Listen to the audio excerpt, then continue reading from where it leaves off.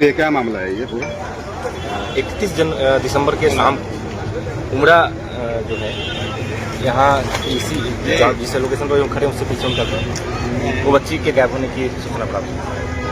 उसके बाद से ही लगातार इसमें स्थानीय लोगों द्वारा, स्थानीय जो प्रशासन है उनके द्वारा, पुलिस के द्वारा बहुत ही सघन तरीके से सर्च अभियान चलाया जा रहा है, जिसमें कई सारी चीज़ें निकल के सामने आ रही थी। जब बच्ची आखिरी बार जहाँ देखी गई थी उस समय उसके साथ और भी 2 बच्चे थे।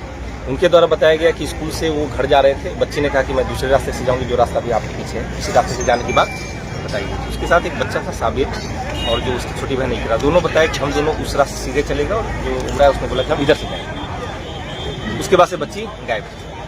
आप देख सकते हैं कि जो जहाँ से बच्ची लास्ट लोकेशन है उसका, उससे जाने के 3 रास्ते हैं। इस 3 में से 2 रास्ते सीसीटीवी से कवर्ड। दोनों में से किसी भी सीसीटीवी कैमरे में बच्ची का कोई गतिविधि नहीं दिख रहा था, ना उसके बाद कोई आते जाते दिख रहा था। और जब उसके माता पड़ गई, जब उसके बाद उसको ढूंढ गया तो वो दिखाई दे रहे थे। तीनों घटना से जो 3 दिशा में तीनों सीसीटीवी कैमरे से कवर। कुछ पता नहीं चलने के बाद इसमें सोशल मीडिया के माध्यम से आप लोग के द्वारा, मीडिया के द्वारा भी और हर तरह से इसमें पूरी कोशिश की गई, जो भी टेक्निकल एनालिसिस हो, लेकिन अभी तक पुलिस को कोई कल तक कोई होता नहीं मिली। ये 4 वर्ष की बच्ची का मर्डर था, इसलिए फिर कल मेरे द्वारा और एसपी डीडी के द्वारा ये किया गया कि अब फिर दोबारा से इसको, जहाँ से बच्ची गायब हुई, दोबारा से इसको अनुसंधान 0 से स्टार्ट किया गया। फिर दोबारा कल रात में फैमिली मेम्बर्स के साथ बैठ के जब चीज़ों का पूरा एनालिसिस किया गया, जो अभी तक अनुसंधान हुआ था उसका एनालिसिस करने के बाद हुआ कि आज फिर दोबारा घटनास्थल से शुरुआत किया गया। तो मैं और एसपी साहब, SHO और पूरी टीम, DIB टीम, यहाँ लोगों ने सारे पॉसिबल एंगल्स रिजेक्ट कर दिए।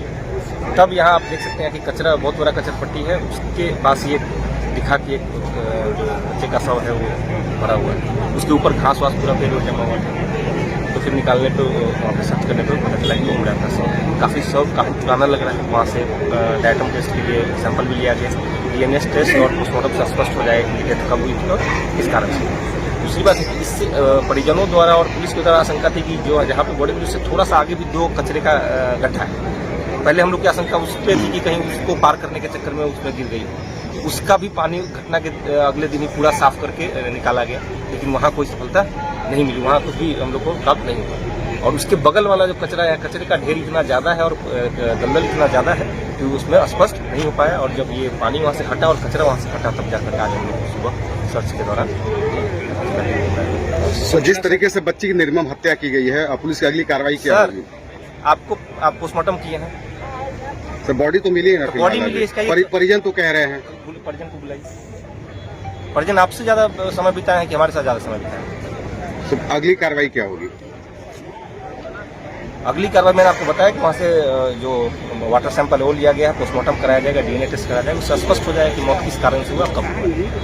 सर, सूचना परिवार वालों के द्वारा से मिली थी या नहीं? हमारे द्वारा ही, हमारी टीम सुबह से, मैंने आपको कल ही बताई, कल रात को परिजनों के साथ बैठ के हम लोगों ने दोबारा विचार विमर्श किया कि इसमें क्या क्या एंगल हो सकते हैं। उन्होंने भी काफ़ी चीज़ें बताई थी कि इसमें दूसरे राज्यों में, दूसरे जिलों में अन्य एजेंसीज की मदद लेने की बात बताई गई। इसीलिए मैंने फिर दोबारा 0 से अनुसंधान शुरू किया, जहाँ से बच्ची गायब हुई थी उसी जगह से फिर दोबारा उसी सर्च के दौरान ये चीज़, यहाँ आप खुद अगर थोड़ा सा आपके पास समय है तो देख लीजिए कि यहाँ अगर कचरा नहीं हटे तो यहाँ पता चलना असंभव है कि अंदर कोई कुछ है। और इसके बाद जो 2 गड्ढे हैं उसको पूरा सर्च कर, जब पानी उसमें का निकाला गया, उसका पानी उधर आया।